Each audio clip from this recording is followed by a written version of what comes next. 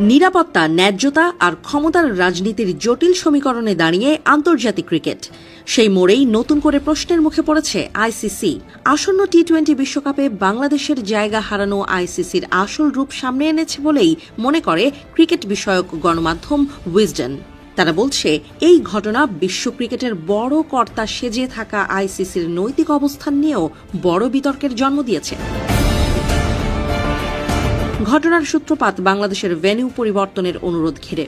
ভারত ও বাংলাদেশের চলমান কূটনৈতিক টানাপোড়েন, আইপিএলে মুস্তাফিজুর রহমানকে ঘিরে বিতর্ক এবং ভারতীয় গণমাধ্যমে নিরাপত্তা নিয়ে নেতিবাচক প্রচারণা, এসবের পর বাংলাদেশ ক্রিকেট বোর্ড আইসিসির কাছে অনুরোধ জানায় বিশ্বকাপের ম্যাচগুলো যেন ভারতের বাইরে কোনো নিরপেক্ষ ভেন্যুতে আয়োজন করা হয়। বিসিবির যুক্তি ছিল স্পষ্ট, খেলোয়াড়, কোচিং স্টাফ, সমর্থক ও সাংবাদিকদের নিরাপত্তা নিশ্চিত করা।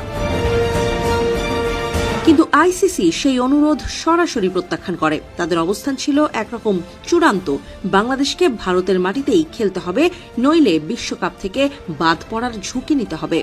বাংলাদেশ সেই হুমকির মুখেও নিজেদের অবস্থান থেকে সরে আসেনি। ফলাফল হিসেবে টুর্নামেন্ট থেকে ছিটকে যায় বাংলাদেশ, আর বদলি দল হিসেবে ঢুকে পড়ে স্কটল্যান্ড। এই সিদ্ধান্তের পরপরই সামনে চলে আসে আরেকটি উদাহরণ, 2025 সালের চ্যাম্পিয়ন্স ট্রফি। আয়োজক ছিল পাকিস্তান। ভারত তখন জানিয়ে দেয় তারা পাকিস্তানে গিয়ে খেলবে না। নিরাপত্তার যুক্তিতে নিরপেক্ষ ভেন্যুর দাবি তোলে দেশটি।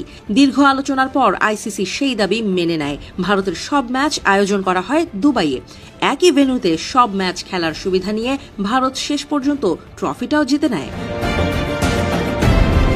এই দুই ঘটনার তুলনাই টেনেছে বিখ্যাত ক্রিকেট ম্যাগাজিন উইজডেন। তাদের প্রশ্ন, এটি কি আইসিসির স্পষ্ট ডাবল স্ট্যান্ডার্ড নয়? একই ধরনের নিরাপত্তা ও রাজনৈতিক বাস্তবতার যুক্তি, কিন্তু সিদ্ধান্ত দুই রকম। ভারত সময় পেয়েছে প্রায় 3 মাস, বাংলাদেশ পেয়েছে 1 মাসেরও কম।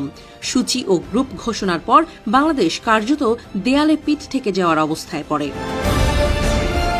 উইজডেনের বিশ্লেষণে আরও উঠে এসেছে মুস্তাফিজুর রহমানের প্রসঙ্গ।